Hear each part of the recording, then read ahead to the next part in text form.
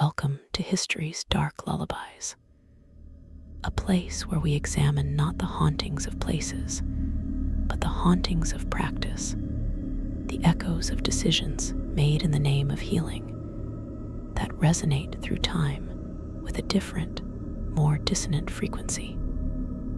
Tonight, we leave behind cursed objects and disturbing graves. We enter a different kind of archive, the silent, white-tiled vault of medical history, here filed not by date, but by the severity of the premise and the profundity of the suffering. Are procedures born from desperation, from misunderstood theory, from sheer, unadulterated hubris, and sometimes from a chilling, well-intentioned logic. These are not tales of monsters, but of men in coats, of brilliant minds gazing into the abyss of human suffering and deciding to operate, to intervene, to fix. The results often read like chapters from a manual of hell, written in good faith. Settle in, if you can, as we explore the anatomy of historical horror. Our subject, the most horrific medical procedures. Number 1, the prefrontal lobotomy, the surgery of the soul. To understand the true, deep horror of the prefrontal lobotomy, one must first appreciate the context of its birth. It was not conceived in a dungeon, but in a boardroom at the 1935 International Neurological Congress in London. It was born from a perfect storm of desperation and scientific arrogance. The asylums of the early 20th century were bedlams, overcrowded warehouses for the mentally ill, filled with patients deemed incurable, suffering from schizophrenia, severe depression, mania, and anxiety. They were often restrained, sedated into stupors, or left to scream. Medicine was powerless. Into this vacuum stepped a Portuguese neurologist, Antonio Egas Manes. He had a theory. He believed that certain mental illnesses were caused by fixed, pathological circuits in the prefrontal cortex, the seat of personality, planning, and social behavior. His solution was devastatingly simple. If the circuit is broken, sever the wires. The initial procedure, the leucotomy, involved drilling 2 small holes in the skull and injecting pure alcohol into the white matter of the frontal lobes to destroy it. It was crude, but Manes reported successes. Patients who were agitated became calm. The world took notice, but it was an American neurologist, Walter Freeman, who would become the apostle and then the high priest of this new cult of cerebral destruction. Dissatisfied with the surgical precision required, Freeman, with the help of neurosurgeon James Watts, developed the transorbital lobotomy. This is the procedure that truly earns the title of horrific in its method, its scale, and its legacy. The patient would first be rendered unconscious by electroconvulsive therapy, a violent seizure induced to make them compliant. No sterile operating theater was needed. Freeman often performed this in his office or in makeshift clinics across the country. He would take a tool that resembled an ice pick called an orbitoclast and insert its tip above the patient's eyeball, using a small mallet to tap it through the thin orbital bone and into the cranial cavity. He was now behind the eye, inside the skull. With no visual guidance, relying only on anatomical landmarks. He would then sweep the instrument back and forth like a windshield wiper, severing the connections between the prefrontal cortex and the rest of the brain. He would then withdraw it and repeat the process on the other side. The whole affair could take 10 minutes. A bandage was placed over the eyes. The patient would wake up, not as a cured individual, but as a fundamentally altered one. The horror is multi-layered. First, the visceral brutality of the act. A hammer, an ice pick, a blind, destructive swipe in the most complex object in the known universe. Second, the scale. Freeman became a zealot, performing thousands of these procedures, often on patients with mild depression, anxiety, or even just difficult behavior, particularly in women. He toured the country in his lobotomobile, demonstrating the technique like a salesman. Third, and most profoundly, the result. The success was measured not by the return of health, but by the creation of docility. The lobotomy did not cure mental illness, it decommissioned the person. Patients were often left emotionally blunted, inert, childlike, incontinent, and devoid of will, zombies in the truest, most tragic sense. They were pacified husks. Freeman himself called them surgically induced childhood. The procedure destroyed the very essence of what makes us human, our personality, our ambitions, our spark, and called it a treatment. It was a medical exorcism that threw out the soul with the sickness. The lobotomy's lullaby is the soft tap-tap-tap of a mallet on a metal shaft, followed by an infinite, internal silence, the sound of a universe of thought, and feeling being switched off, one neural connection at a time, leaving behind a quiet, empty house where a person once lived. Number 2, the surgery of the fugitive slave, Dr. J. Marion Sims, and the vesicovaginal fistula experiments.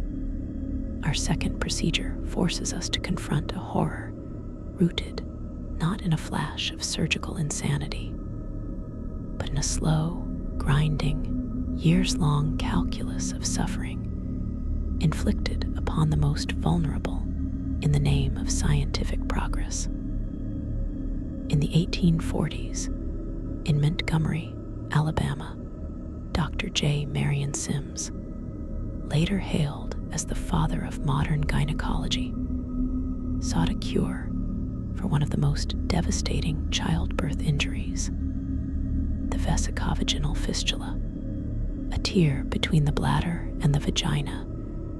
It resulted in constant, uncontrollable leakage of urine. It was a life of perpetual wetness, odor, social ostracization, and physical misery. There was no cure. Sims acquired his experimental subjects in the most horrifying way possible. He purchased or borrowed enslaved black women. Anarcha, Betsy, Lucy, their names are known, but their consent was not. They were property. Sims built a small, private hospital behind his house. He placed these women, one by one, on his operating table. And over the course of 4 years and approximately 30 surgeries on Anarcha alone, he attempted to repair the fistulas. There was no effective anesthesia. Ether and chloroform were in their infancy. And Sims, in his own writings, expressed doubt about their use on black women, perpetuating the racist myth that they felt less pain. The women were held down by other physicians.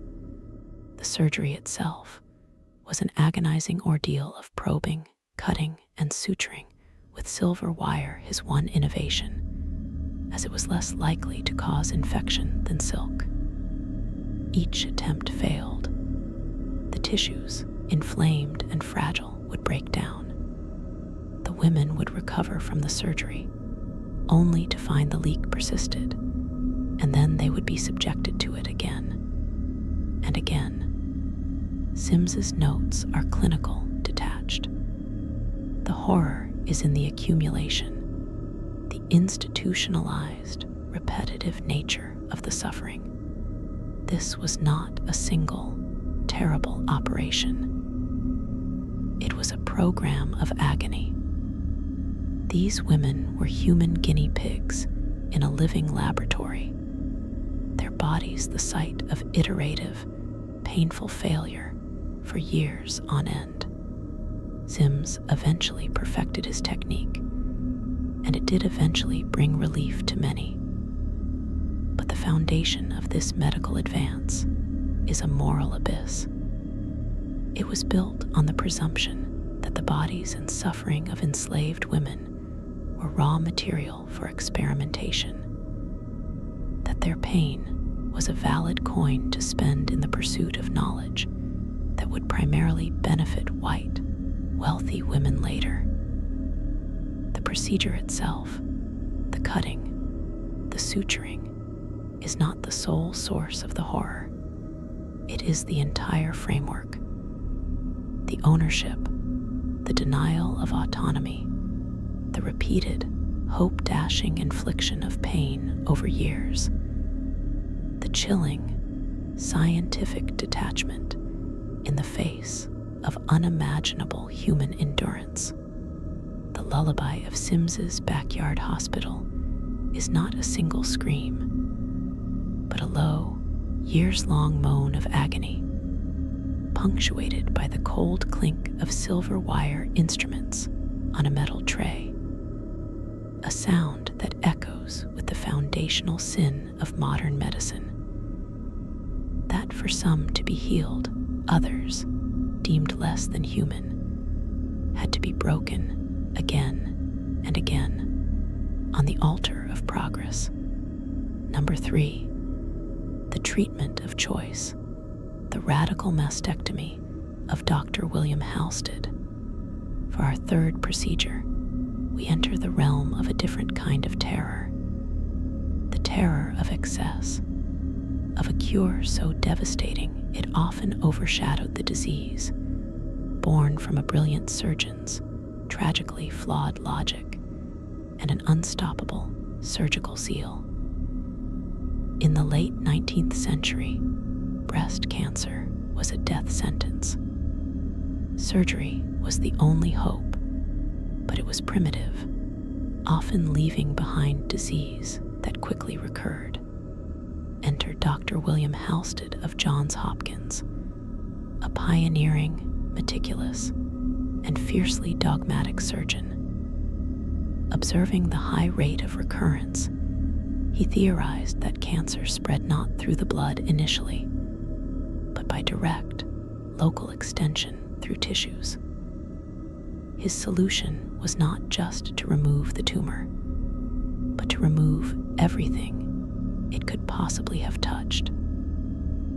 Thus was born the Halsted radical mastectomy, a procedure that would dominate breast cancer treatment for nearly a century. The horror of the Halsted is in its scope, its violence to the body's architecture, and its staggering physical cost for what was, in the end, a questionable benefit. The operation was a marathon of demolition. The surgeon would begin by making a vast, elliptical incision, removing the entire breast, a swath of skin, and the underlying pectoral muscles, both the major and minor chest muscles.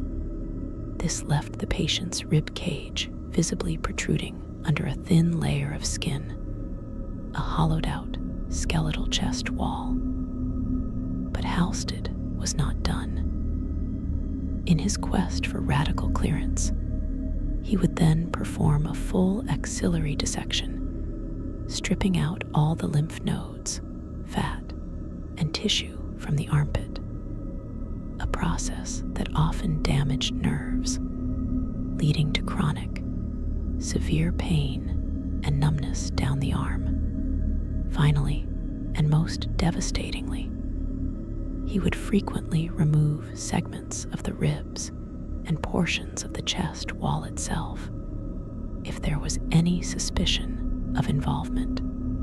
The patient, if she survived the immense shock and risk of infection, was left permanently, profoundly disfigured and disabled. The loss of the pectoral muscles made simple tasks like lifting a plate or brushing hair agonizingly difficult. The arm on the affected side was often swollen, painful, and useless, a condition called lymphedema. The psychological toll of such a mutilation is almost beyond comprehension, and for all this sacrifice, later epidemiological studies would show that the radical mastectomy offered little to no survival advantage over less mutilating surgeries for most cancers. Halsted's fundamental premise was wrong. Cancer often spread via the bloodstream, not by local creep. The decades of immense suffering inflicted by his procedure were, for many, a colossal, heroic overtreatment. The horror here is one of magnitude and futility. It was the surgical equivalent of burning down a city to kill a single spy.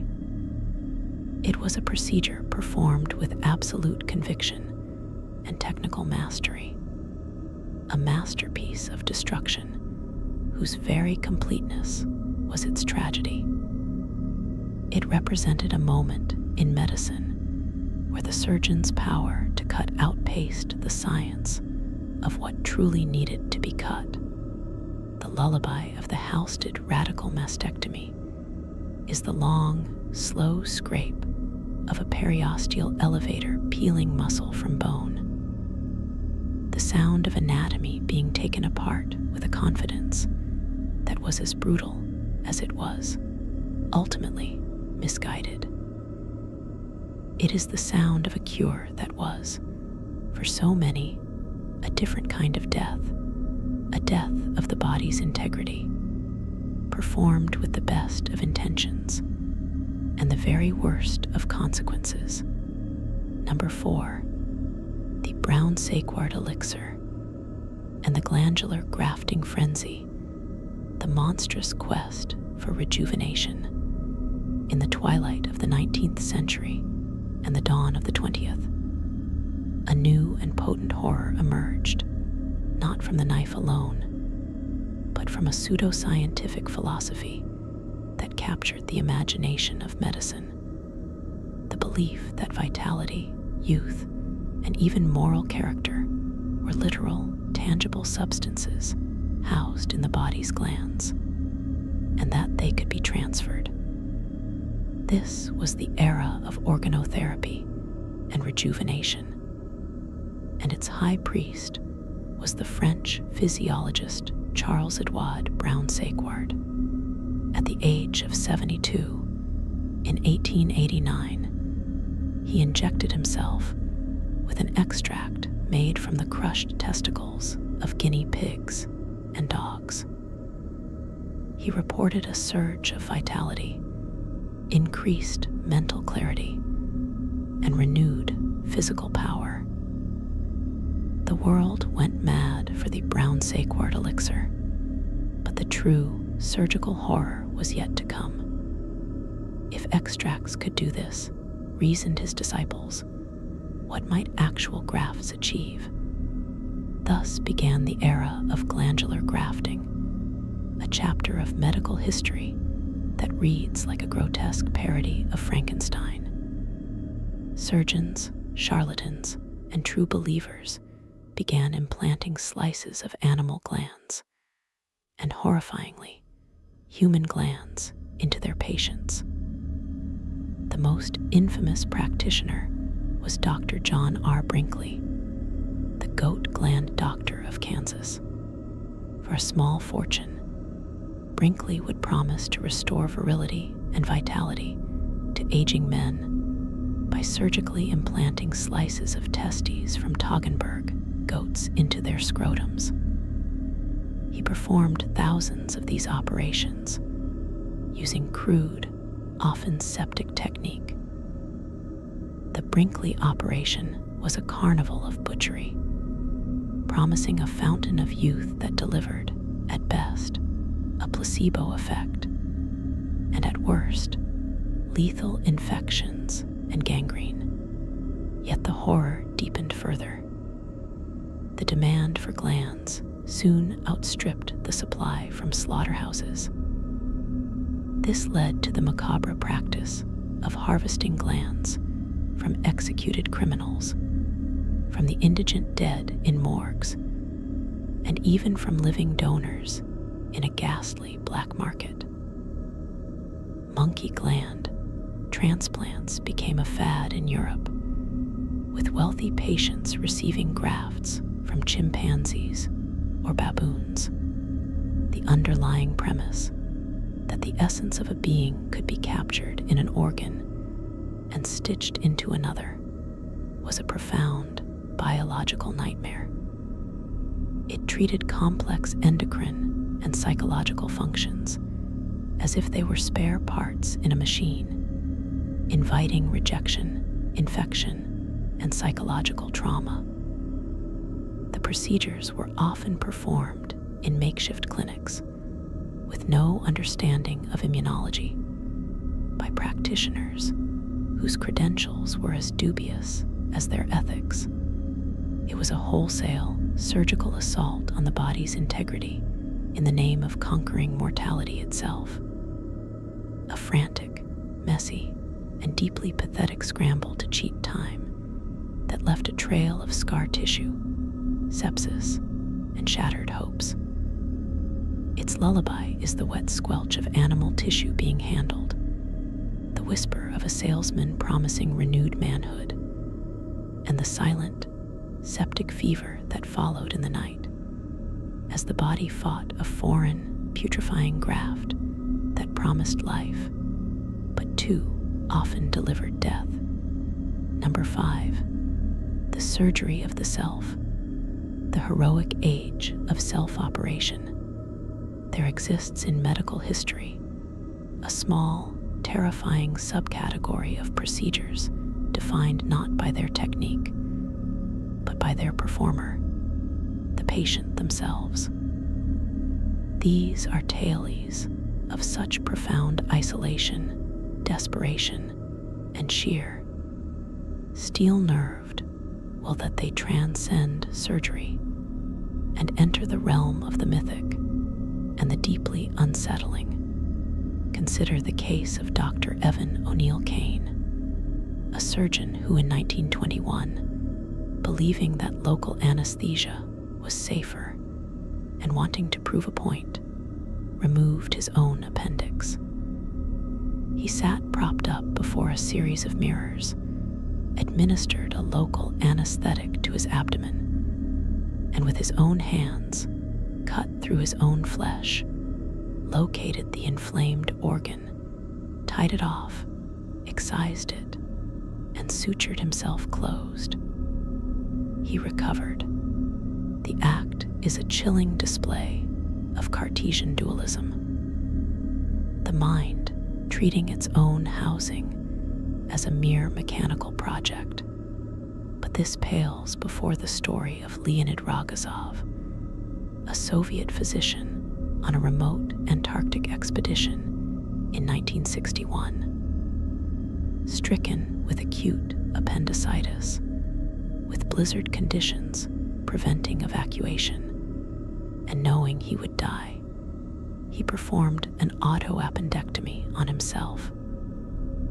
Lying on a bunk, aided only by a driver and a meteorologist, handing him instruments. Under local anesthetic, he made a 10-centimeter incision. He later wrote of the moment, "The bleeding is quite heavy, but I take my time. I open the peritoneum. I am in the worst pain of the operation. I start taking out the appendix. I don't notice how I managed to cut it off. I throw away the appendix. I look at it. It is deeply disturbing." He completed the surgery, sutured himself, and survived. The horror here is not of malice, but of existential loneliness. It is the horror of the absolute confrontation with one's own mortality, mediated not through faith or philosophy, but through the clinical, step-by-step instructions of cutting into the very vessel of your own life, with your own hands, watching yourself bleed, feeling your own viscera, knowing that a single slip of your trembling finger is your end. It is the ultimate medical solitude. The body becomes both subject and object, temple and demolition site, with the conscious mind a trapped, commanding spectator to its own potential dissolution. These stories are lullabies of the most profound self-reliance, humming with the sound of a heartbeat loud in one's own ears, the shallow, controlled breath of the operator, and the terrible, metallic snick of scissors cutting one's own sutures. A sound that marks not just a closed wound, but a closed circle of experience where healer and sufferer are one, in a silence more absolute than any operating theater could provide. Number 6, the English method and the symphysiotomy, the unthinkable choice in the birth canal. We return to the female body, not as an experimental subject this time, but as a site of catastrophic, zero-sum obstetrical calculation. For centuries, a dreaded complication of childbirth was a contracted pelvis, where the baby's head was too large to pass through the mother's bony structure. Before safe cesarean sections, this was often a death sentence for both. In the 18th century, a horrifying alternative emerged in Britain and Ireland, the symphysiotomy. It was known, with grim irony, as the English method. The procedure was as simple as it was brutal. The pregnant woman, often with no effective anesthesia, would be placed on a table. The surgeon would take a long, narrow-bladed knife, a symphysiotomy knife, and locate the symphysis pubis, the cartilaginous joint at the front of the pelvis, where the two pubic bones meet. He would then force the blade into the cartilage, and with sawing motions, cut through it. A sickening pop or crack would be heard and felt as the pelvic bones separated, sometimes by several inches, widening the diameter of the birth canal. The baby, if alive, could then be extracted with forceps. Afterwards, the woman would be tightly bound from hips to ankles and kept immobile for weeks, in hopes the cartilage would reknit. The immediate horror is the sensory and physical violation, the feeling of one's own skeleton being deliberately broken open. But the long-term horror was the legacy. Many women were left with permanent, debilitating damage, chronic, severe pain in the pubic joint, a waddling gait, incontinence of urine and feces due to damage to the bladder and rectum, and lifelong sexual dysfunction. The pelvis, the architectural core of stability, was sacrificed for the life of the child. It was a procedure that traded one kind of life for another, maiming the mother to save the infant. In mid-20th century Ireland, it was performed not just for genuine obstruction, but as a Catholic-approved alternative to caesarean section, as a C-section would limit the number of children a woman could have. A symphysiotomy, in theory, did not. This added a layer of institutional, religious coercion to the physical atrocity. The lullaby of the symphysiotomy is the sound of cartilage tearing under a blade, a sound felt deep in the very center of the body, followed not by a baby's cry, but by the long, silent, agonizing weeks of lying bound in the dark, waiting to see if you would ever walk without pain again. A living price paid in broken bone and shattered nerves for the breath of another. It is a sound that speaks of a time when motherhood was not just a gift, but a potential sentence to a lifetime of hidden, heroic suffering. Number 7, the water cure or hydropathy, the drowning therapy. In the 19th century, as the miasma theory of disease began to wane, but germ theory had not yet taken hold, a particularly insidious and pervasive form of medical torture arose, one practiced in sanitariums across Europe and America with an almost religious fervor. The water cure or hydropathy, championed by figures like Vincenz Priesnitz and Dr. John Harvey Kellogg of serial fame. It was based on a simplistic, all-consuming dogma. Water was the universal solvent, the great purifier. All disease, from tuberculosis to hysteria to moral delinquency, was a form of internal filth, a morbid matter that needed to be violently expelled. The cure was not a sip. It was an assault. The horror of the water cure lay in its relentless, multifrontal siege upon the patient's autonomy and physiology. It was a totalitarian regime of hydrotherapy. Treatments were administered for hours each day, for weeks or months on end. Patients would be subjected to a brutal repertoire, the wet sheet pack, where they were wrapped tightly in soaking cold linen and left to shiver for hours, a process believed to drive inflammation inward. The continuous bath, a days-long immersion in tepid water, leading to maceration of the skin and profound psychological disorientation. The douche, a high-pressure jet of ice-cold water blasted from a hose onto the spine or abdomen from a great height, described as feeling like a blow from a club. The sitz bath, where a patient would sit in a tub of scalding hot water while ice packs were applied to the head, a violent confusion of the nervous system, and perhaps most notoriously, the plunge bath, where a shivering, often shrieking patient would be suddenly dropped into a deep pool of near-freezing water. This was not fringe quackery. It was mainstream, respectable medicine in elegant sanitariums.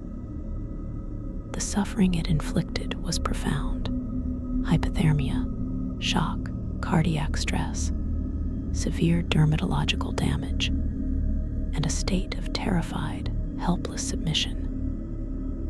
It was particularly favored for nervous women and masturbators, a grave diagnosis in Kellogg's view, aiming to shock the sinful urges or rebellious. equals out of them. The treatment had no basis in physiology.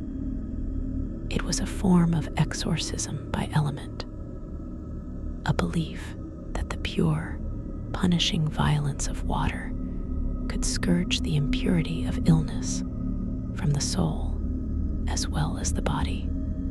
Its lullaby is the relentless, dripping echo of a hydrotherapy room, the sudden, shocking slap of a high-pressure jet on flesh, and the muffled, chattering sobs of a person wrapped like a corpse in a cold, wet shroud, praying for the fever of illness to return if it would only mean a moment of dry warmth.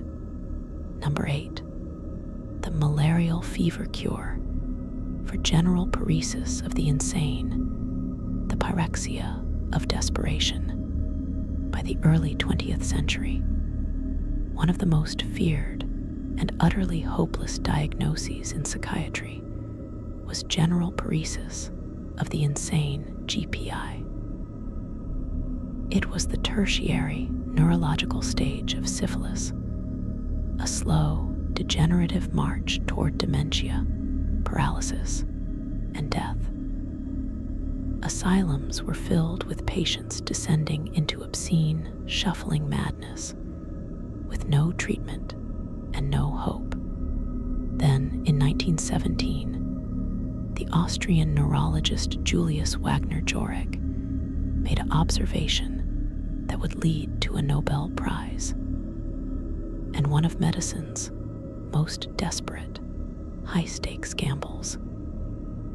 He noted that paretic patients who contracted a high fever from typhoid or malaria sometimes showed a temporary, startling improvement in their psychiatric symptoms. His horrific, logical leap was to induce the fever on purpose. The malarial fever cure was born. The procedure was stark. A patient with GPI would be deliberately infected with the blood of a malaria patient, inoculated with Plasmodium vivax, the parasite that causes the most reliably recurring, but least deadly, form of the disease. Then, they would be left to endure the cycles. The chills so violent the bed would shake, the fevers that spiked to 105 or 106 degrees Fahrenheit, burning the brain in a delirious furnace, the drenching sweats. This would repeat every 2 to 3 days for up to a dozen cycles. The theory was that the spirochete bacteria causing syphilis were more heat-sensitive than human neurons. The fever would cook the infection out of the brain. The horror here is the calculated, precise induction of one deadly disease to fight another. It was a medical duel, with the patient's body as the battlefield and their consciousness as collateral. About 15% of patients died from the malaria itself. Many others were left weakened, anemic, and traumatized. But for a significant minority, around 30%, it worked.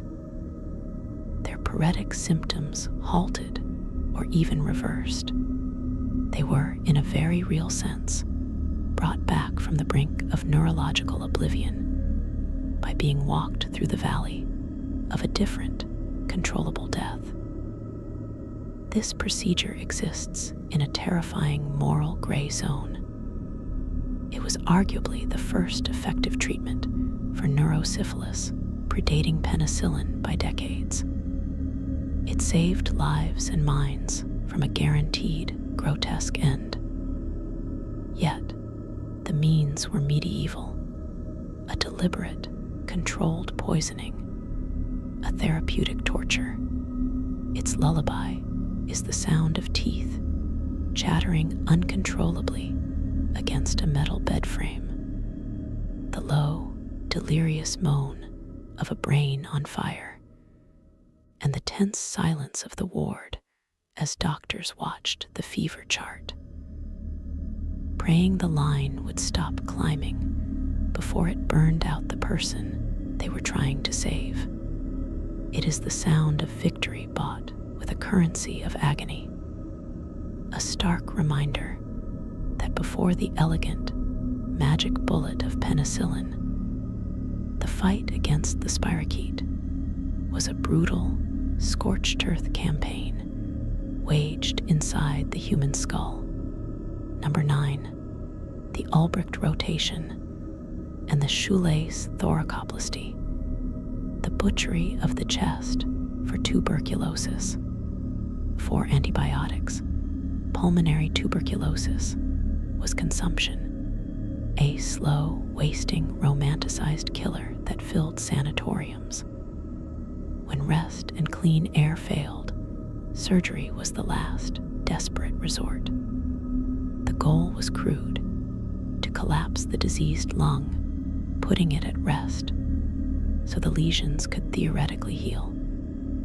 The methods to achieve this collapse were exercises in radical, destructive anatomy that bordered on sanctioned mutilation. 2 procedures stand as monuments to this era of surgical despair. First, the shoelace thoracoplasty, also known as the lucite plombage. In a later, slightly refined version, a surgeon would make an incision in the back, peel the muscles off the ribs, and then remove long, brutal sections of several ribs, sometimes 5, 6, or 7.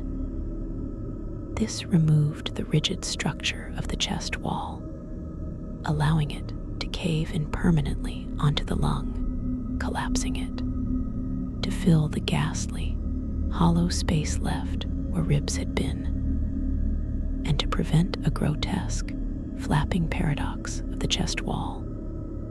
Surgeons would sometimes implant hollow lucite, plastic spheres, or pack the cavity with gauze, or even petroleum jelly-soaked tampons. The body would form a scar tissue capsule around this foreign mass. The image of a chest held together internally by a cluster of plastic balls or a pack of gauze is a surreal and visceral horror. But even this was preceded by a more immediately brutal procedure, the Albrecht rotation or extrapleural thoracoplasty. Here, the surgeon wouldn't just remove ribs. He would strip the entire parietal pleura, the lining of the chest cavity, off the inside of the ribs and spine, creating a massive, raw, bleeding surface. He would then sever the intercostal nerves and blood vessels. Finally, the entire mobilized chest wall, muscle, skin, and the stripped rib cage would be rotated and sutured down over the collapsed lung in a new position, like a monstrous, living flap of meat and bone. The procedure could take hours. The blood loss was tremendous. The shock was profound. The pain from the severed nerves and the radical reorganization of anatomy was unimaginable and chronic. These were not fringe operations. They were the standard of care for advanced TB in major teaching hospitals. The horror lies in the sheer architectural violence of them. They were procedures of demolition, not repair. A surgeon would spend a day taking apart the human thorax, the cage protecting the heart and lungs, and reconstruct it into a deformed, static, and crippled configuration, all in the hope of starving a bacterial infection. Patients who survived were left with a permanently disfigured, hollowed out, or rotated chest. one shoulder lower than the other, with a chronic, burning neuropathic pain and severely limited respiratory capacity for the rest of their lives, which were often still cut short by the disease. The lullaby of the thoracoplasty suite is the grating crack of a rib shear, the wet, tearing sound of pleura being peeled from bone like wallpaper, and the final, definitive click of a lucite sphere being dropped into a bloody cavity, a sound that marks not a healing, but a permanent surgical surrender, a body deliberately broken and reassembled into a fortress of scar tissue against an invisible, consuming enemy. Number 10. The ice pick cure for homosexuality, the hypothalamic stereotactic surgery. In the mid-20th century, particularly in the 1950s and 60s, homosexuality was classified as a mental illness, a sociopathic personality disturbance. The medical establishment, rather than challenging this prejudice, sought to cure it. While aversion therapies and psychoanalysis were common, the most radical and physically horrific intervention emerged from the same dark wellspring as the lobotomy: psychosurgery. Pioneers in this grim field believed they had located the seat of deviant sexual desire in a specific brain structure, the hypothalamus. If this tiny, deep-seated regulator of drive and temperature could be altered, they reasoned, the paraphilia could be erased. The procedure was a nightmarish refinement of the lobotomy's blunt force. Using a technique called stereotactic surgery, a rigid metal frame would be bolted to the patient's shaved skull under local anesthesia. This frame provided three-dimensional coordinates, like a celestial navigation device for the brain. Through small burr holes, the surgeon would then insert long, thin, insulated electrodes, guided by X-ray, deep into the brain's core, aiming for the precise hypothalamic nuclei believed to govern sexual orientation. Once the target was confirmed, an electrical current or a freezing probe, a cryoprobe, would be applied, deliberately lesioning, burning, or freezing a few cubic millimeters of brain tissue. In some early, even cruder versions, a leucotome, a modified ice pick, might be used for a blind, destructive swipe. The horror is multifaceted.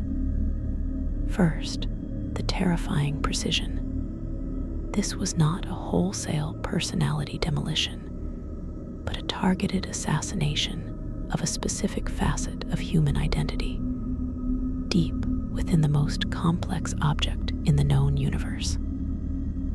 Second, the profound violation. Patients, often coerced by families, legal systems, or internalized shame, were submitting to brain-altering surgery to correct something that was not a disease.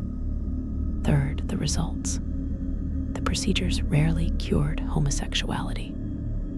Instead, they commonly produced catastrophic side effects: complete loss of libido, hormonal imbalances, diabetes insipidus, an inability to regulate water, causing constant thirst and urination, profound apathy, obesity, and memory disorders. The cure for a facet of personality was the destruction of the entire motivational and physiological foundation of the self.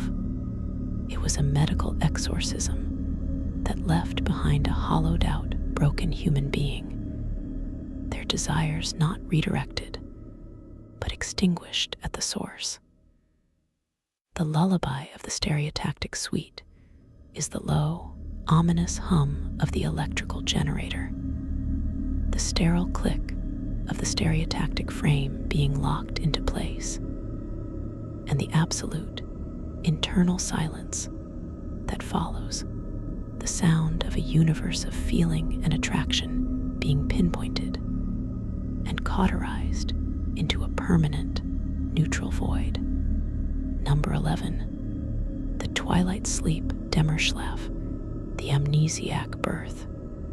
In the early 1900s, a new procedure swept through fashionable maternity wards in Europe and America, hailed as a miracle of modern medicine that would finally free women from the curse of Eve, the pain of childbirth.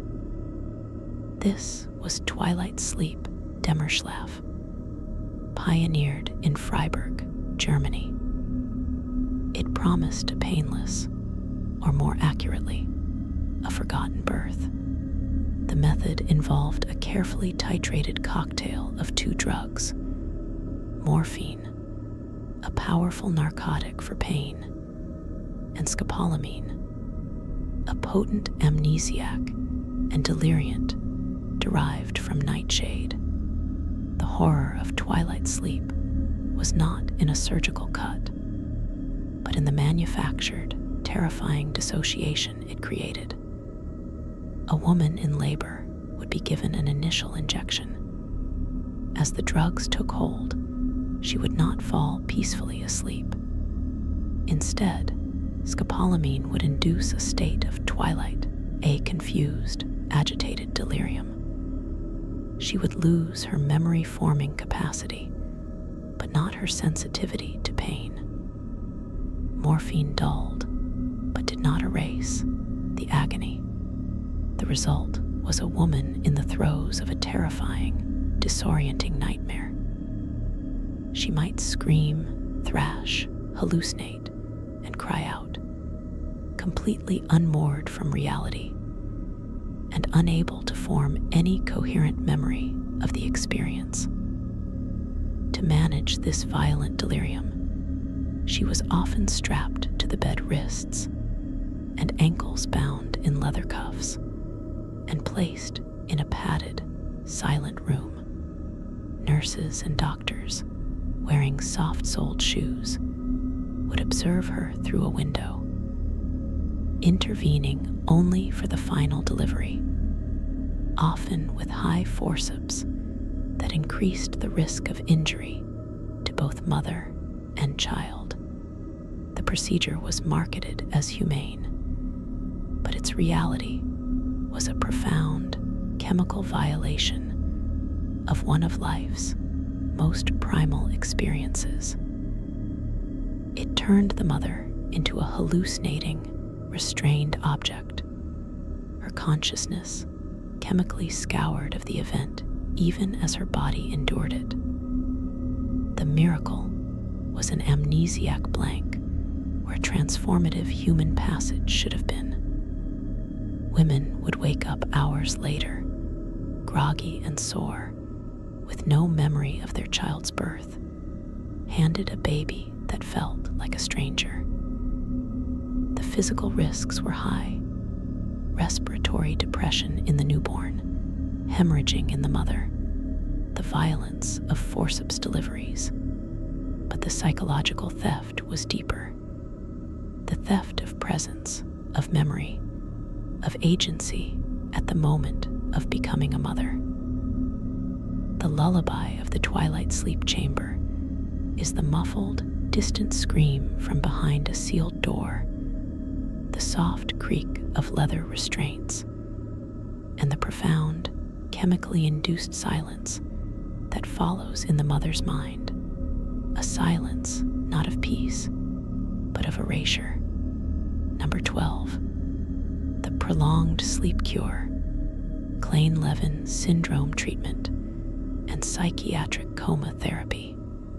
In the early 20th century, a Viennese psychiatrist named Manfred Sakel developed a theory that would lead to one of the most extreme and existentially terrifying medical experiments ever conceived: the prolonged sleep cure. Observing that schizophrenic patients sometimes improved after slipping into unconsciousness from accidental insulin overdoses, Sackel wondered, what if prolonged, medically induced unconsciousness could reset a sick brain? His method was to place patients in a deep, continuous coma, not for hours, but for days, weeks, or even months. The procedure was an orchestrated near-death. Patients would be injected with massive doses of insulin, sending them into a hypoglycemic coma. They would be kept in this state, monitored for vital signs on the knife's edge of death. Some protocols called for alternating insulin comas with barbiturate-induced sleep or electroconvulsive therapy during brief periods of arousal. The body would be fed and hydrated via tubes. The patient would simply cease to be present. They would exist in a twilight of the most profound depth. Their brain metabolism dramatically slowed, their personhood in total abeyance. The horror here is ontological, a horror of non-being. This was not treating a disease. It was attempting to annihilate the patient's conscious experience of it, to force a neurological reboot by skirting the boundaries of death itself. The risks were astronomical. Many patients died from irreversible coma, cardiac arrest, or severe brain damage from prolonged hypoglycemia. Those who recovered often had significant memory loss, cognitive deficits, and were physically ravaged. The line between therapy and a state-sanctioned temporary murder was vanishingly thin. The sleep cure represents the ultimate medical arrogance, the belief that consciousness itself is the problem, and that the solution is to switch it off for a while, like a faulty machine, and hope it comes back on in a better configuration. Its lullaby is the absolute, deafening silence of a deeply comatose brain, the slow, mechanical hiss of an oxygen tent, and the soft, futile murmur of a nurse reading vital signs to a body whose mind is lost in a starless, artificial night. A lullaby that is the very anthem of medical hubris, singing the patient not to sleep, but into a void from which there was no guarantee of return. Number 13. The surgery of the soul revisited. The transorbital lobotomy assembly line and the lobotomobile. We must return to the lobotomy, not to speak of its theory, but to witness its apotheosis as a mass-produced horror. The true industrial-scale nightmare was not in the solitary, brutal act performed by Walter Freeman in an operating theater, but in its democratization. Freeman, driven by a messianic zeal to empty the state asylums, transformed the transorbital lobotomy from a procedure into a circuit. He famously purchased a van, which the press dubbed the lobotomobile, and embarked on tour across the United States, visiting underfunded, overcrowded state mental hospitals. The scene in these institutions was something from a medical inferno. Freeman would often evaluate dozens, even hundreds of patients in a single day, making snap judgments based on cursory charts or the word of overwhelmed staff. The surgery was performed with appalling speed and informality. In some documented instances, he would line patients up in a room. One by one, they would be rendered briefly unconscious with electroconvulsive therapy, a jolt that left them convulsing on a gurney. Before they could fully regain awareness, Freeman would perform the ice pick procedure, sometimes taking less than 10 minutes per patient. Sterile conditions were often lax. The orbitoclast might be wiped with a cloth between uses. There were no detailed follow-ups. The goal was throughput. The horror here metastasizes from the individual to the systemic. This was medicine stripped of all pretense of careful diagnosis, individualized care, or ethical reflection. It was a logistical solution to a humanitarian crisis, treating human consciousness as a faulty component to be quickly disconnected. Patients, many of whom were suffering from conditions like postpartum depression, anxiety, or mild neuroses that might have been treatable by other means, were converted into placid, institutionalized ghosts by the van load. Freeman saw himself as a liberator, freeing families from the burden of a troubled relative and the state from the cost of their care. The cost, of course, was the irreplaceable self of the patient. The lullaby of the lobotomobile is not a single tap of the mallet, but a relentless, rhythmic tap.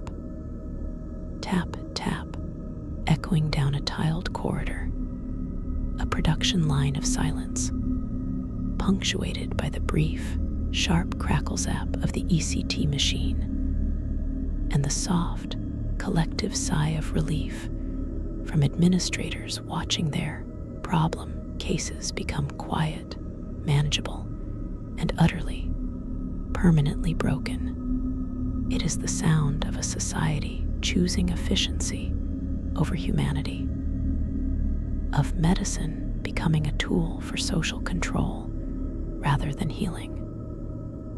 A melody of convenience played on the most delicate instrument imaginable. Number 14. The preventative medicine of the unfit, coercive sterilizations, and the surgical mandate of eugenics. This horror is not a single procedure, but a pervasive, state-sanctioned program that turned the surgeon's scalpel into an instrument of population policy. Rooted in the pseudoscience of eugenics, which gained terrifying respectability in the early 20th century, the belief took hold that social ills, poverty, crime, feeble-mindedness, promiscuity, were hereditary diseases that could and should be bred out of the human stock. The medical procedure of choice was compulsory sterilization, primarily vasectomy for men, and salpingectomy, tube tying, or oophorectomy, removal of ovaries, for women. The horror is in its cold, bureaucratic, and profoundly dehumanizing logic. Laws were passed in over 30 U.S. states, in Canada, and most infamously in Nazi Germany, where the model was openly credited to American precedents. Patients were not ill. They were deemed potentially ill for society. Their treatment was the permanent termination of their biological lineage. Victims were selected from state institutions, mental hospitals, prisons, homes for the feeble-minded, and often targeted marginalized groups, the poor minorities, the disabled, indigenous populations. Consent was a fiction. a board would review a file, often with blatant racial and class prejudices, and issue an order. The surgery would be performed, sometimes under the guise of another necessary operation, like an appendectomy. This was preventative medicine of the most sinister kind, the prevention of people. It treated human beings not as individuals with rights, but as vessels for genetic material that could be judged undesirable and surgically nullified. The physical procedure might be simple, but its implications were catastrophic. A state-mandated theft of a fundamental human potential, the possibility of family, of legacy, of genetic continuity, in the name of a spurious ideal of racial or social hygiene. The lullaby of the eugenics board is the sound of a rubber stamp hitting a file folder, the quiet snip of a surgical shear on a fallopian tube, and the endless, echoing silence of the children who were never born, the lineages deliberately severed by a scalpel guided not by a healer's hand, but by the cold, confident hand of social engineering. Number 15, the final symmetry, the total body irradiation and bone marrow transplant protocol of the 1950s-60s. We conclude with a procedure that sits at the absolute apex of medical extremity, a Hail Mary pass against incurable disease that required the patient to first be brought to the brink of non-existence. Before the refined protocols of today, the early attempts at bone marrow transplantation for leukemia or aplastic anemia were among the most radical and terrifying experiments ever undertaken on the human body. The logic was stark. The patient's own cancerous or failing bone marrow, the factory of their blood and immune system, had to be completely, utterly eradicated. Only then could donated, healthy marrow be introduced to repopulate the empty system. The method of eradication was total body irradiation, TBI. Patients were subjected to massive, near-lethal doses of radiation, enough to destroy every rapidly dividing cell in their body. This was not a targeted therapy. It was a nuclear strike from within. The effects were a preview of hell, the complete obliteration of the immune system, the slewing of the entire intestinal lining, leading to uncontrollable, bloody diarrhea, and the destruction of the oral and esophageal mucosa, making swallowing agony. Patients were placed in sterile life islands or laminar airflow rooms, but these were often rudimentary. They existed in a state of profound, total vulnerability, their bodies chemically and radiologically burned out from the inside. Only after this near-total annihilation was the donor marrow, a fragile slurry of hope, infused into their bloodstream. Then the wait began. Would the new marrow engraft, or would the patient, a hollowed-out vessel, succumb to infection, hemorrhage, or the devastating graft-versus-host disease, where the new immune system recognized the patient's entire body as foreign and attacked it, a civil war at the cellular level. Mortality rates were catastrophic, often exceeding 90%. The horror of this early protocol is its breathtaking audacity, and its existential violence.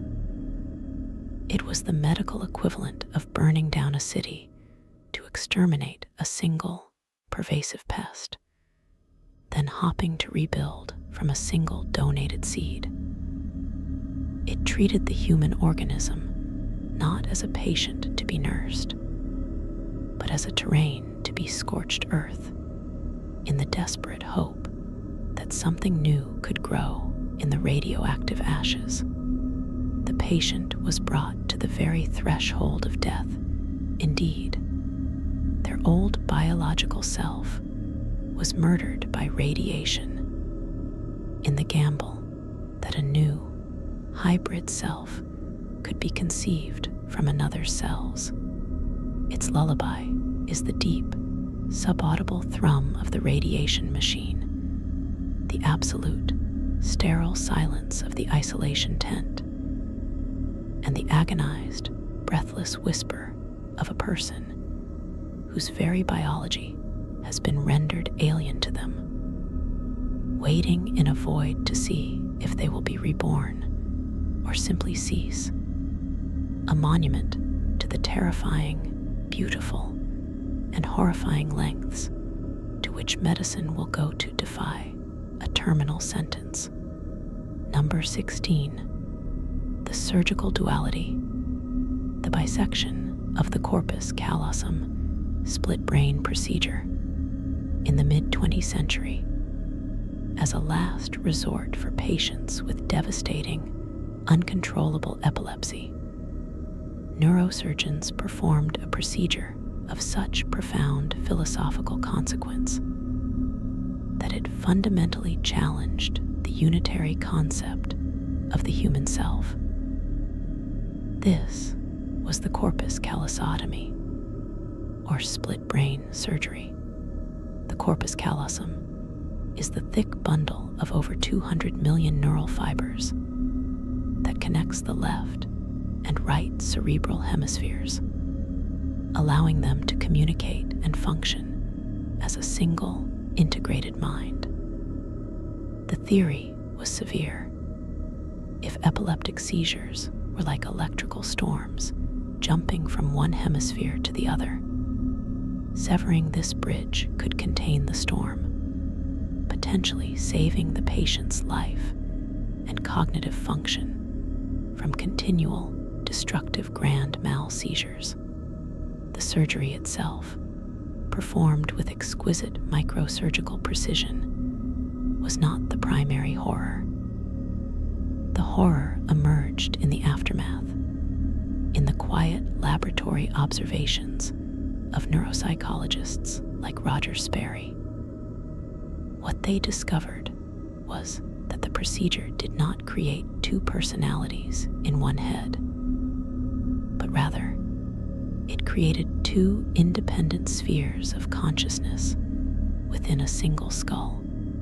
The left hemisphere, typically dominant for language and analytical thought, could no longer directly access the perceptions and knowledge of the right hemisphere, which specializes in spatial reasoning, intuition, and holistic perception. In experiments, a patient could be shown an image, like a spoon, only to the right hemisphere by presenting it in the left visual field.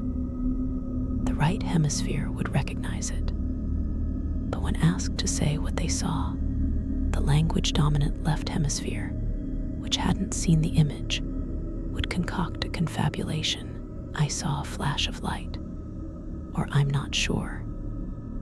Yet, with their left hand controlled by the right hemisphere, the patient could accurately point to a picture of a spoon from an array of objects. The left hand, under the guidance of the silent right brain, would even act on impulses the speaking left brain denied, sometimes engaging in contradictory behavior, like buttoning a shirt with one hand while the other hand unbuttons it.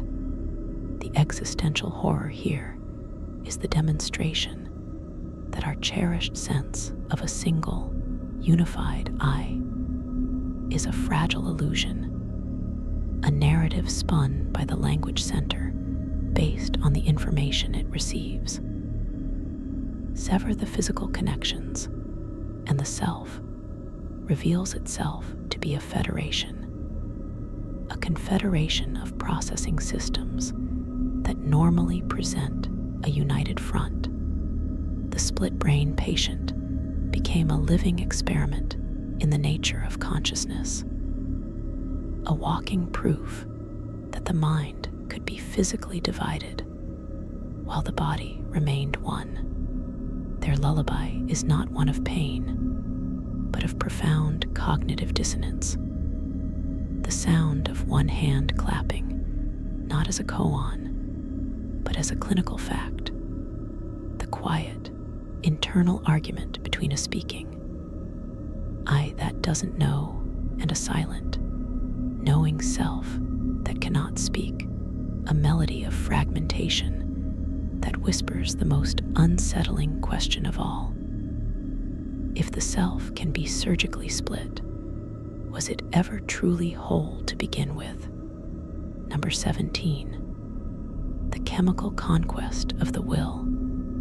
The psychic driving experiments of Dr. Ewan Cameron in the 1950s and 60s, under the shadow of the Cold War, and with covert funding from the CIA's MK Ultra program.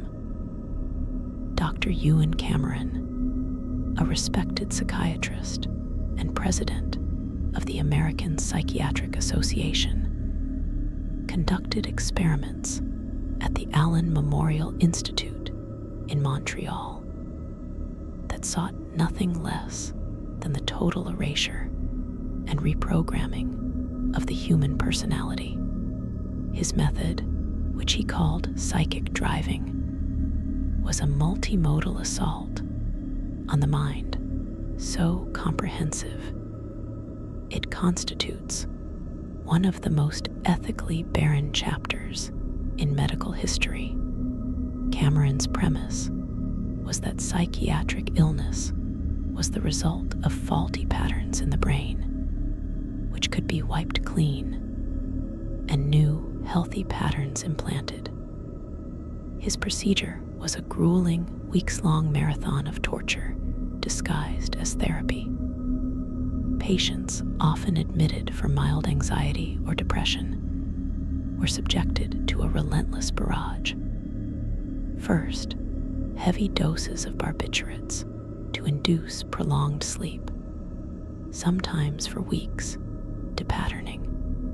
While in this drugged stupor, they were subjected to massive, repeated electroconvulsive therapy, not the brief, controlled pulses of modern ECT, but sessions of multiple, high-voltage shocks administered multiple times a day, intentionally aimed at creating global amnesia and regressing the patient to an infantile state.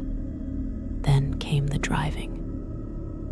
In their disoriented, suggestible condition, patients were strapped to beds or chairs and forced to listen to tape-recorded messages, positive affirmations, or negative statements about themselves for 16 to 20 hours a day, for days or weeks on end.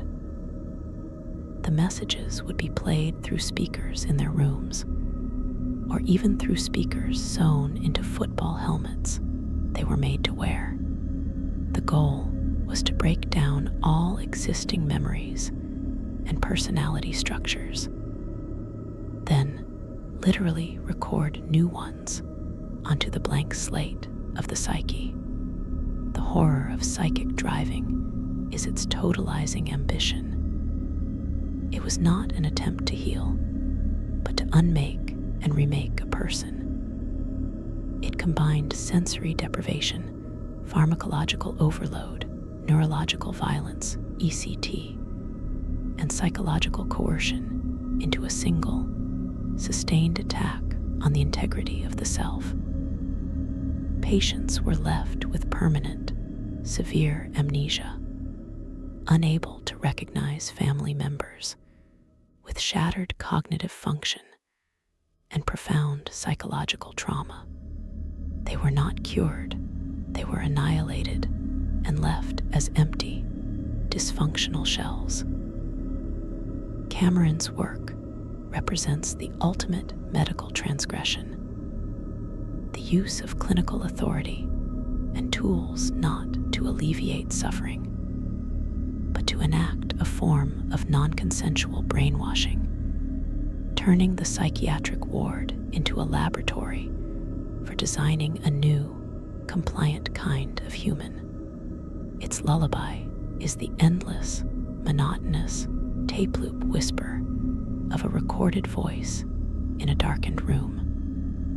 The sharp, repeated crackle pop of electrodes delivering meaningless neurological storms, and the deep, drugged silence of a mind systematically being erased. A soundscape of absolute, institutionalized tyranny over the human spirit. Number 18. The suspended animation of cryonic cardiopulmonary bypass experiments, the early freeze trials. In the 1960s, riding the wave of the space age and a burgeoning transhumanist optimism, a handful of pioneering surgeons and enthusiasts embarked on the most radical medical frontier imaginable, using extreme cold not to treat disease, but to suspend death itself. These were the early, tragicomic, and deeply unsettling experiments in what would become cryonics, before the establishment of formal cryopreservation protocols. There were attempts at what was termed cryonic suspension, or freeze resuscitation, on terminal patients, often with their desperate consent or that of their families. The procedure was a macabre fusion of emerging cardiac surgery and sheer, untested speculation. A patient at the moment of clinical death would be placed on cardiopulmonary bypass, a heart-lung machine, to theoretically preserve cellular oxygenation. Then, while on bypass, their blood would be replaced with a cryoprotectant solution, often primitive and toxic, and their body would be cooled, not to therapeutic hypothermia levels, a few degrees, but far below freezing, toward the temperature of liquid nitrogen. The goal was to vitrify the tissues into a glass-like state, preventing ice crystal formation, so that future, unspecified technology could revive and cure them. The horror here is one of sublime existential overreach and grotesque practical failure. These procedures were performed at the ragged edge of medical knowledge by true believers operating in a legal and ethical gray zone. The cryoprotectants of the time were inadequate, causing severe toxicity and cellular damage. The cooling process was uneven, leading to massive ice crystal formation that shredded tissues at a microscopic level. The suspension was, in reality, a complex form of mummification by ice. Early patients were often stored in improvised dewars, large thermos-like containers, in warehouses or rented spaces with precarious maintenance. The promised future technology remained and remains a fantasy. These experiments represent medicine's ultimate confrontation with mortality, not as an enemy to be delayed, but as a law to be defied through engineering.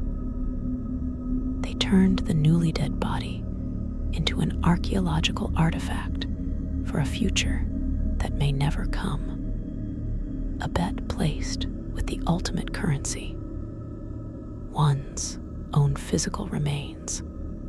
The profound disturbance lies in the chilling, literal objectification of the human form, transformed from a subject of care into a speculative storage problem, a biological time capsule launched into a hypothetical future. Its lullaby is the mechanical worklunk of the heart-lung machine, suddenly taking over for a stilled heart.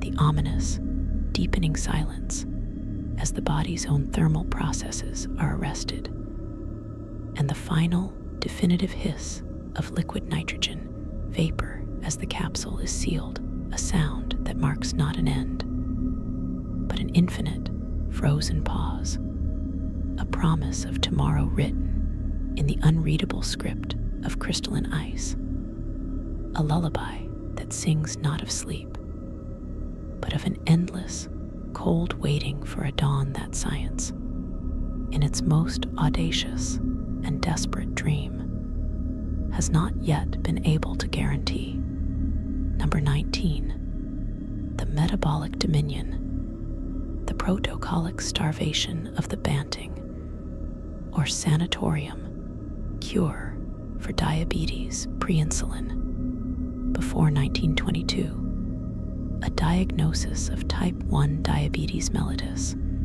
was not a chronic condition to be managed. It was a death sentence with a known, horrific trajectory.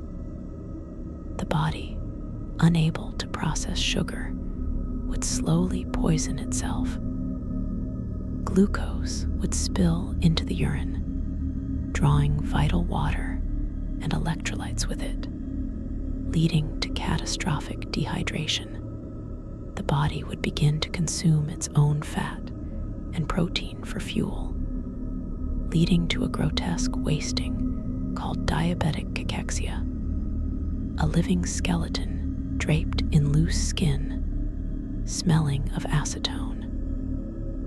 The final stage was diabetic ketoacidosis, a coma of acidic blood, followed by death, often within a year. The only treatment that offered a fleeting delay of this fate was a medical procedure of such severe, calculated deprivation, it seems almost mythological in its cruelty.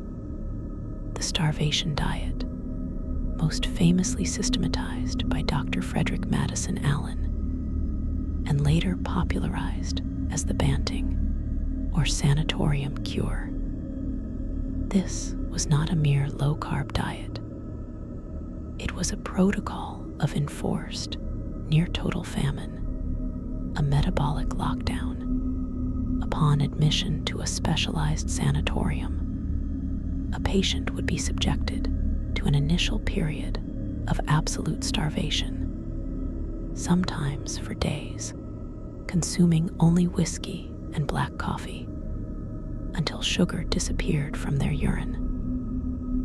This fasting phase was a brutal, rapid induction into a state of starvation ketosis. Then, the patient would be placed on a precisely measured, soul-crushingly minimal diet. The standard regimen might allow for 400 to 600 calories per day, derived almost exclusively from lean protein boiled meat, egg whites, gelatin, and green vegetables, with carbohydrates often restricted to under 10 grams, the equivalent of a few leaves of lettuce. Every morsel was weighed. Every drop of urine was collected and tested for sugar. If glycosuria returned, the ration was reduced further.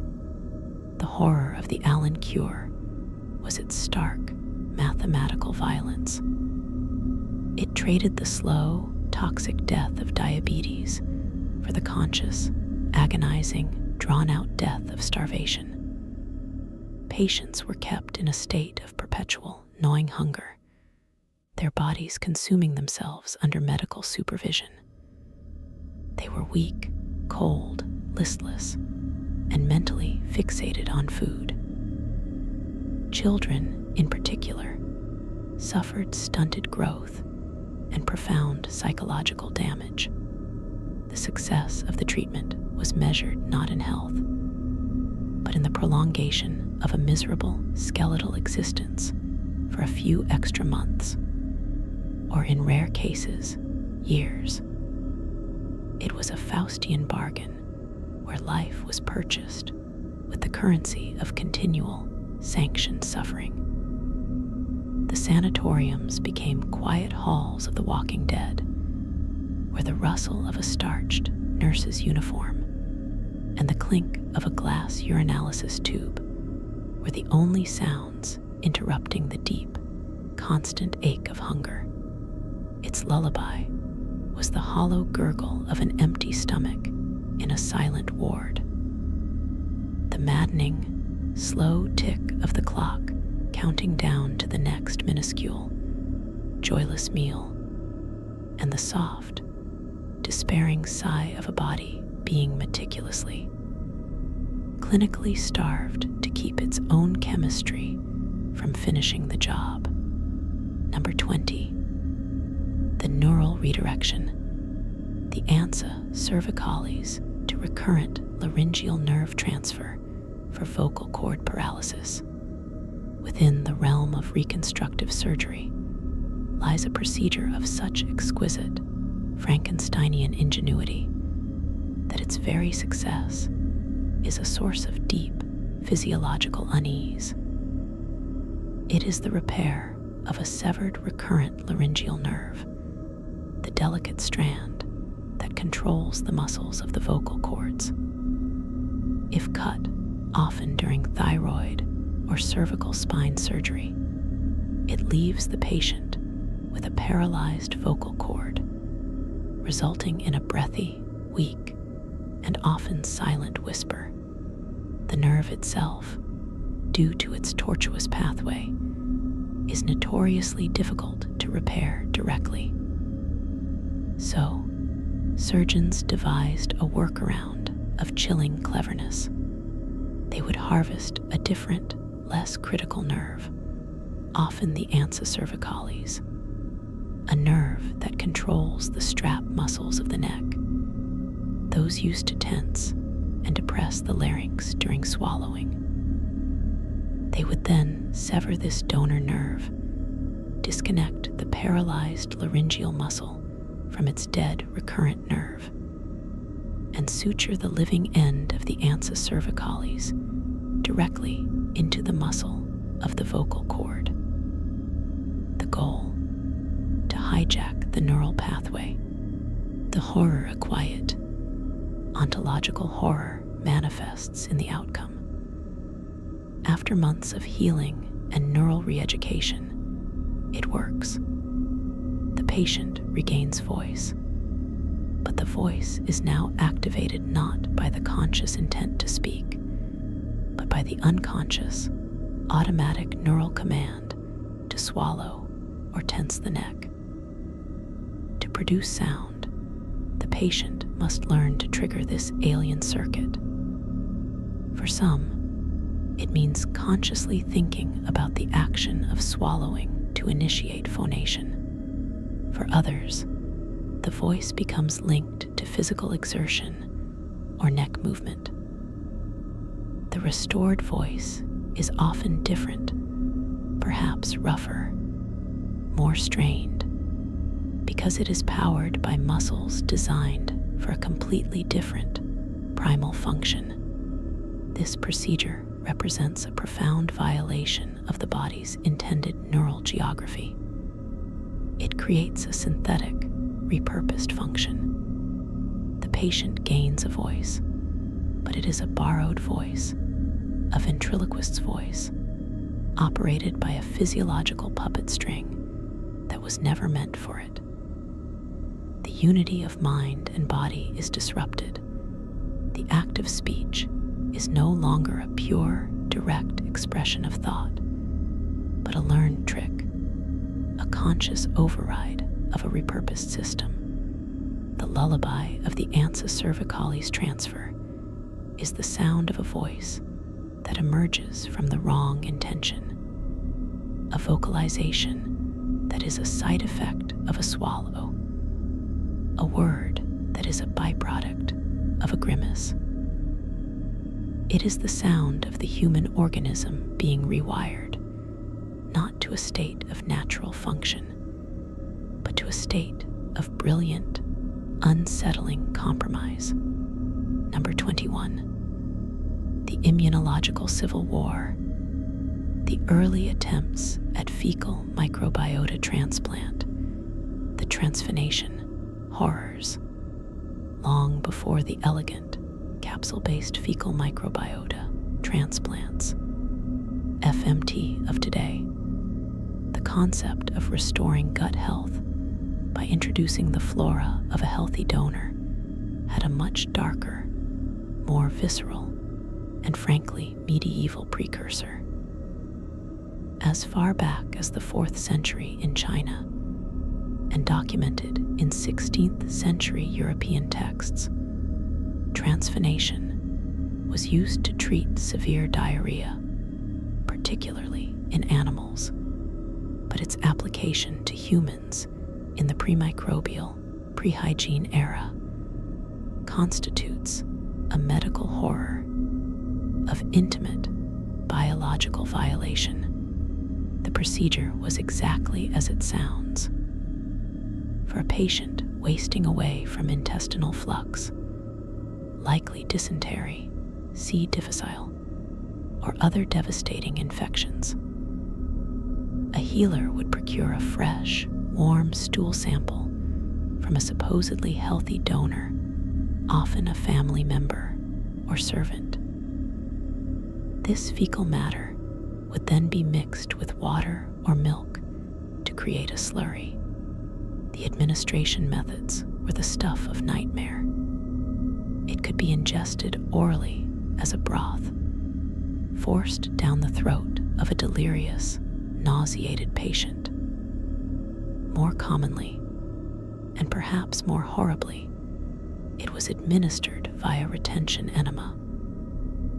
The warm fecal slurry would be injected into the patient's colon via syringe or bladder, with the intent of reseeding the ravaged intestinal tract with healthy ferment. The horror operates on every sensory and conceptual level. The sheer, primal disgust of consuming or being infused with human excrement, the complete absence of sterility, risking the transmission of a catalog of unknown pathogens.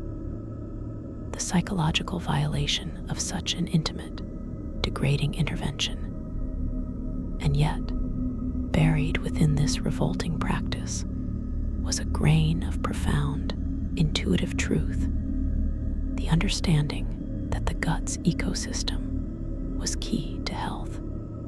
Early practitioners had stumbled upon the principle of the microbiome millennia before they had the language or the science to understand it. Their tool, however, was a biological blunt instrument of terrifying crudeness. The lullaby of early transphonation is the wet, obscene sound of the slurry being prepared, the helpless retch of the patient subjected to it, and the profound, silent gamble taking place in the dark of the gut. A desperate, filthy prayer for a balance that sight and science could not yet see. An attempt to cure corruption with the most fundamental corruption of all, recontextualized as hope. Number 22. The sensory alcove, the total isolation tank as psychiatric intervention. The reduced environmental stimulation therapy experiments. In the mid-20th century, a new form of experimental therapy emerged from the confluence of neuroscience and Cold War curiosity: the deliberate induction of profound, absolute sensory deprivation. Pioneered by figures like John C. Lilly, it went beyond simple, quiet rooms. It involved the isolation tank, a lightless, soundproof chamber filled with body temperature, heavily salinated water, in which a subject would float weightlessly, suspended in a void where sight, sound, touch, taste, and smell were reduced to near nothingness. The goal was not relaxation, but a forced confrontation with the unmediated self, a reboot of a troubled psyche by stripping away all external input. The horror of the isolation tank, when used as a mandated, prolonged psychiatric treatment, is a horror of ontological disintegration. The human mind is not built for a vacuum. It is a meaning-making machine that requires a constant stream of data to structure reality. Remove that data, and the machine begins to consume itself. After hours in the tank, the mind, desperate for stimulus, begins to generate its own. Vivid, uncontrollable hallucinations erupt geometric patterns, scenes, voices, entities. The boundaries of the body map dissolve. Subjects lose the sense of where their skin ends and the saline universe begins. Time distorts, stretches, and snaps. Ego structures, the fragile scaffolding of personality, can begin to crumble without the external world to reflect them back. For a patient placed in this environment not as a volunteer explorer, but as a subject of therapy, the experience was one of controlled, sanctioned psychosis. It was a journey into the abyss with no guide, a deliberate unpinning of reality mandated by a doctor's order. The tank became a liquid tomb for consciousness, a place where the self was not healed, but dissolved in a sensory void, with the faint hope it might reconstitute in a healthier pattern upon emergence. The risk was that it wouldn't, that the psyche would fracture under the silence. Its lullaby is the absolute, deafening silence of a vacuum, punctuated not by sound, but by the phantom shrieks and whispers of a brain talking to itself in the dark. The terrible, silent scream of a consciousness turned inwards with nothing to meet but its own unraveling edges. Number 23. The hemibiological duality. The cross-circulation experiments for organ failure, the parabiosis of desperation. Before reliable dialysis or heart-lung machines, surgeons faced with acute, lethal organ failure of the kidneys or liver sometimes resorted to a procedure of breathtaking intimacy and terror: cross-circulation. The concept was as simple as it was grotesque, directly linking the circulatory system of a dying patient to that of a healthy, living donor, usually a family member, so that the donor's organs could temporarily perform the life-sustaining functions for both. The procedure was a surgical siege on the sanctity of the individual body. Large bore cannulas would be surgically implanted into major arteries and veins of both individuals in the groin, the neck, and connected via a labyrinth of tubing to a pump that would would circulate blood between them. For days, sometimes weeks, two people would exist as a single, monstrous, shared circulatory system. The donor's heart would pump blood for two bodies. The donor's kidneys would filter the toxins from both bloodstreams. The donor's liver would metabolize for two. The horror is one of profound biological violation and sacrificial risk. The donor was not giving a discrete organ, they were giving the very process of their life in real time to another. Their body became a living, breathing, feeling dialysis machine. The risks were astronomical. Massive imbalances in blood volume and pressure, the transfer of hidden infections or malignancies, the psychological trauma of being physically chained to another's dying process. For the recipient, there was the horror of dependence so completed was a form of parasitic fusion, and the guilt of knowing their life was a direct, continuous tax on another's vitality. It created a two-bodied, one-souled chimera of sheer necessity, a testament to a love or duty so extreme it demanded the dissolution of bodily boundaries.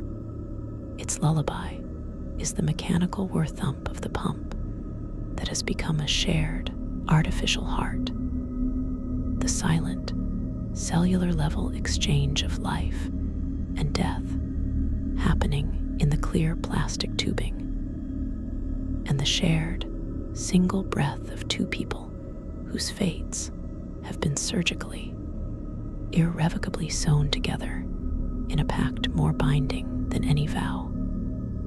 A melody of love sung in the key of shared blood and mutual peril. Number 24. The targeted annihilation. The boron neutron capture therapy, BNCT, trials for glioblastoma. In the eternal war against brain cancer, few frontiers are as conceptually elegant and practically terrifying as boron neutron capture therapy, BNCT. It represents the pinnacle of the magic bullet ideal, turned into a microscopic, nuclear-scale siege. Used in trials for inoperable glioblastoma, the most aggressive brain tumor, the procedure is a two-stage act of subatomic betrayal.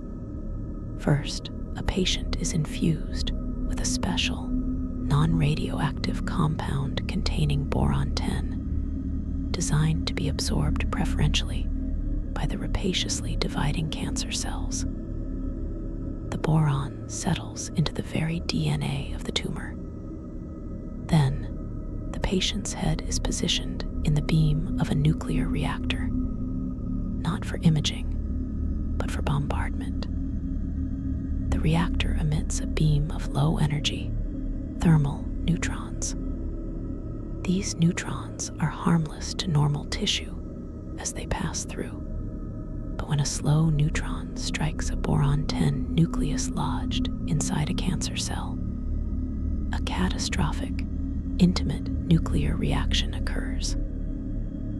The boron atom splits, or fissions, releasing two high-energy, short-range particles, a lithium nucleus and an alpha particle, that tear through the interior of that specific cell, shredding its DNA and structures with the violence of a star being born in a teacup.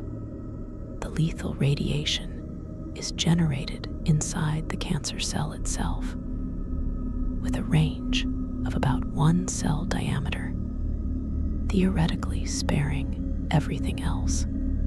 The horror is one of sublime, invisible precision and existential irony. The patient must willingly have their skull placed in the beamport of a nuclear reactor, very symbol of apocalyptic power, to cure a disease within. The treatment leverages the cancer's own voracious biology to lure in its destroyer. The patient becomes a temporary vessel for a silent, subatomic war, where the battlefield is their own mind, and the weapons are particles born from a controlled star. It is the ultimate in friendly fire, a precision strike executed at the quantum level. Its lullaby is the deep, silent hum of the reactor core, the utterly still moment as neutrons, like invisible ghosts, pass through healthy tissue seeking their destined, boron-laden targets, and the silent, microscopic pop of a trillion cancer cells committing nuclear suicide inside the sanctum of the human brain, a cure that is also a contained apocalypse. Number 25. The final silence, the terminal sedation / palliative sedation for refractory suffering. End not with a scream, but with the deliberate, compassionate, and profoundly unsettling orchestration of silence. This is not a procedure aimed at cure, but at the absolute, final management of suffering that has escaped all other means. Known as terminal sedation or palliative sedation, it is employed in the final days or hours of a patient dying in agony from cancer, organ failure, or other relentless conditions where pain, breathlessness, or delirium cannot be controlled by any other medication. The protocol is a gradual, deliberate descent. Through continuous intravenous infusion, a patient is placed into a state of carefully titrated, deep, continuous unconsciousness. The doses of sedatives, like midazolam, and often opioids are increased until all signs of distress, the grimace, the labored breath, the restless agitation, are smoothed away. The patient is not killed. They are placed in a pharmacological cocoon, a bridge of oblivion built between the agony of life and the release of death. All awareness, all possibility of suffering is extinguished. The body's final processes are allowed to continue, but the conscious self is gently, irrevocably switched off. This is the ultimate medical intervention because it admits the final defeat of healing and assumes a new, somber sovereignty, the sovereignty over experience itself. It is the decision that a peaceful death is preferable to a conscious one, and that medicine's final duty is to provide a quiet passage out of a world that has become pure pain. The horror is not in the act, which is often a profound mercy, but in the philosophical weight it carries. It represents the final, loving capitulation of the healing arts to the reality of mortality. It turns the doctor from a warrior fighting death into a guide, ushering the self out of existence before the body follows. Its lullaby is the soft, rhythmic beep of the infusion pump, the slow, deep, and finally even breath of the sedated patient, and the profound, waiting silence of the room. A silence not of emptiness, but of a vigil held at the very threshold of being. A final, gentle note held until the internal music of the body itself, at long last, comes to a stop. It is the sound of medicine acknowledging its last and most solemn frontier. Not how to prolong life, but how to dignify its end, even if that dignity requires the gift of a dreamless, eternal sleep, given before the final darkness falls. And so we close the final chart. We have walked the sterile, echoing halls, where intention and outcome diverged into chasms of suffering.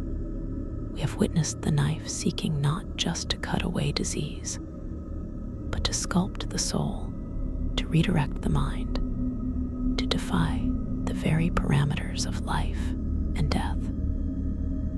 From the ice pick in the brain to the nuclear fire in the cell, from the enforced starvation to the shared, pumping blood of two hearts, we have seen the human form conceived as a machine to be repaired, a territory to be conquered, a mystery to be solved at any cost.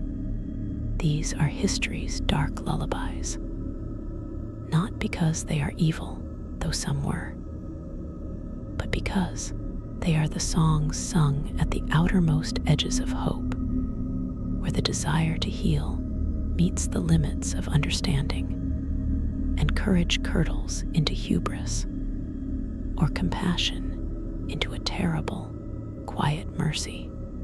They are hummed in the key of human fragility, the fragility of the body that breaks, and the fragility of the mind that tries to fix it.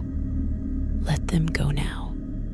Let the whispers of the operating theaters, the clink of instruments, the hiss of gas, the desperate, focused breath of the surgeon dissolve into the past where they belong. There is only your breath now, only the quiet dark of your room, only the profound, unmedicated peace of being alive and whole. And here, the last page turns. The light is dim. The archive of anguish is sealed.